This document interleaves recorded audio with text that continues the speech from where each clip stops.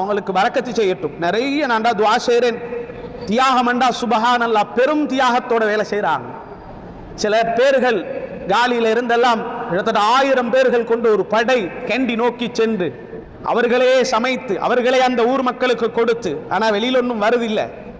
ஆனா பெரும் தியாகம் கொண்ட வேலைகள் நடந்து கொண்டிருக்கிறது. எங்கட ஏரியாவில் கூட அல்ஹம்துலில்லாஹ் எந்த ஃபேஸ்புக்லையும் எந்த யூடியூப்லையும் வராமல், எந்த போட்டோ கூட ஷேர் ஆகாமல், இந்த ஸ்கூல்ல எங்கட ஹமீது சைடு ஸ்கூல்ல யாரும் என்கிட்ட சொன்னதல்ல, நான் மிம்பர்ல இருந்து கொண்டு சொல்லுகிறேன். ஒரு கூட்டத்தை வச்சு அல்ஹம்துலில்லாஹ் ஒரு வாலிபர் கூட்டம் அவங்கள பராமரிச்சு கொண்டு இருக்கிறான்.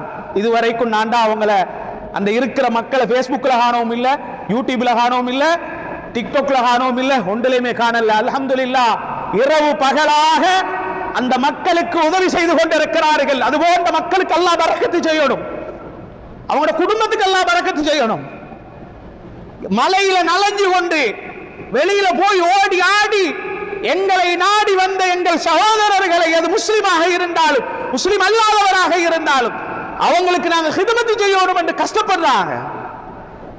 உலகத்தில் இது போன்ற நன்மைகள் இன்ஷா அல்லாஹ் உங்களோட பரம்பரைக்கே பாதுகாப்பை தரும், உங்களோட பரம்பரையை பாதுகாக்கும். பேருக்காக புகழுக்காக எதையும் செய்து விடாதீர்கள்.